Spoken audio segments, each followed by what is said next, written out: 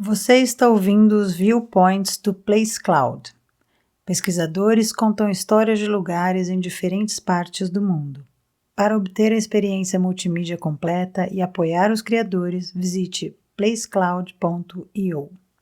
Estamos em frente ao túmulo de João Maurício de Nassau-Siegen, na vila de Hall, em Kleve, a poucos quilômetros da fronteira com os Países Baixos. A história dele não é exatamente uma narrativa de superação da pobreza para a riqueza, mas certamente é uma trajetória que vai de uma origem relativamente obscura a um grandioso final cercado pela realeza europeia. Maurício nasceu como o 13º filho de um total de 25 de João VII, conde de Nassau-Siegen, sendo o primeiro filho dele com a segunda esposa, Margarida de Schleswig-Holstein-Sonderburg.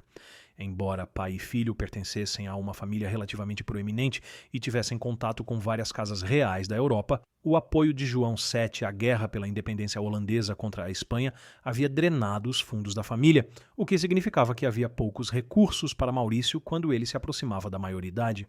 O avô de Maurício era irmão de Guilherme, o Silencioso, ambos nascidos em Dillenburg, uma fortaleza na Alemanha, e que liderou a Holanda rumo à independência. Guilherme, assim como seus filhos e netos, tornaram-se políticos e, posteriormente, este ramo da família tornou-se a família real holandesa. Eles eram influentes e ricos. E, embora Maurício estivesse ligado pelo sangue a esse ramo holandês dos Nassau, o fato de ter nascido na Alemanha e de ter poucos recursos financeiros significava que, embora pudesse se apoiar em suas conexões, ainda precisava provar que era digno e capaz de ocupar uma posição militar ou política proeminente.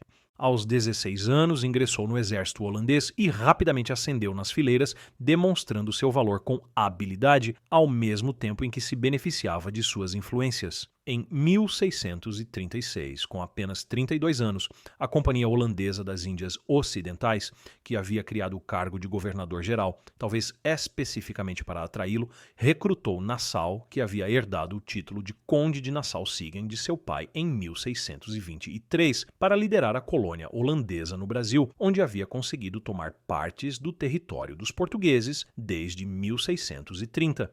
O cargo de governador-geral do Brasil holandês tinha fortes paralelos com o cargo de stadhouder, estadista, nos Países Baixos, posição que vários de seus primos ocupavam controlando as províncias, mas que, na Holanda, estava inacessível a ele por sua origem alemã. No entanto, como governador-geral do Brasil, não tecnicamente como político, mas como funcionário da Companhia Holandesa das Índias Ocidentais, ele podia ser visto em pé de igualdade política com seus primos holandeses. Nesse contexto, não é coincidência que Maurício tenha construído sua residência mais famosa em Haia, bem ao lado do prédio do parlamento holandês. A Mauritshuis, construída com o dinheiro ganhou na colônia, de fato, através da exploração da terra e das pessoas, foi apelidada de Palácio do Açúcar, tanto por sua aparência quanto pela origem dos recursos que viabilizaram sua construção. Atualmente, o prédio é um museu que abriga obras mundialmente famosas como as pinturas A Moça com Brinco de Pérola e Vista de Delft, ambas de Vermeer. Depois de sua aventura no Brasil, Maurício pôde finalmente se considerar como alguém que chegou lá. No entanto, ele era ainda apenas um conde, realidade que trabalhou para mudar depois que voltou à Europa em 1644.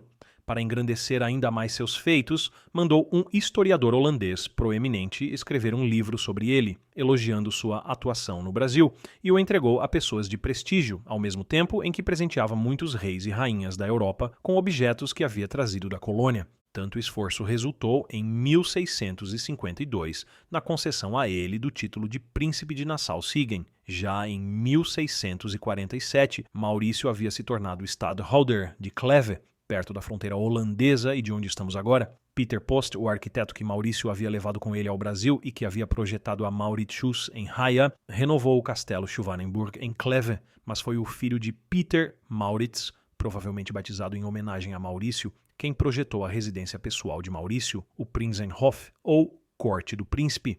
No entanto, seu proprietário não passou muito tempo ali, pois atuou como marechal de campo holandês na Guerra Franco-Holandesa e passou seus últimos anos em uma casa de campo próxima. Maurício, agora príncipe, tornou-se conselheiro pessoal de alguns dos políticos e membros da realeza mais importantes da Alemanha e da Holanda, enquanto liderava o exército holandês em batalhas. Virou um elo essencial entre as figuras de estatuto real dos dois países que sua vida representava, Holanda e Alemanha. O Prinzenhof foi gravemente danificado durante a Segunda Guerra Mundial e não foi reconstruído, mas os belíssimos jardins permanecem e podem ser visitados até hoje. No Nordeste do Brasil, muitos ainda lembram com carinho de Maurício, considerando-o uma espécie de colonizador esclarecido, e não se pode negar que o homem tinha um apreço especial por ciência, artes e cultura, levando consigo uma comitiva de artistas, arquitetos, ao menos um astrônomo e um cervejeiro. No entorno de seus proeminentes escritórios na cidade do Recife, de onde Maurício governava-se a colônia, mandou construir extensos jardins, e é difícil não notar um paralelo com os jardins aqui em Cleve. A famosa Nassauer Allee ainda existe aqui em Cleve, onde ele ordenou o plantio de 600 limeiras, árvores de tilha, em linha reta ao longo da Alameda. O efeito é realmente deslumbrante. De fato, isso impressionou tanto o eleitor de Brandemburgo, com quem Nassau tinha uma conexão próxima, que ele copiou o conceito, criando o que viria a ser o Unter den Linden, em Berlim. O famoso zoológico de Berlim também foi projetado com base no jardim de Maurício em Cleve, e Nassau mandou construir aqui um túmulo, onde foi enterrado, embora após um ano, a pedido do próprio conde, ainda em vida, claro, seu corpo foi transferido para seu principado de Siegen, onde Maurits Post havia projetado um mausoléu adequadamente chamado de Fürstengruft, ou Cripta dos Príncipes, onde um total de 31 membros de sua família foram sepultados. De Dillenburg, onde Nassau nasceu, até Cleve, onde morreu, uma viagem de carro hoje dura apenas 2 horas, mas para Maurício foi uma jornada que o levou ao sul do Equador, misturando herança, contatos, astúcia e habilidades para transformar-se de um 13º filho pobre de um conde falido em um príncipe rico que tinha os ouvidos da realeza europeia.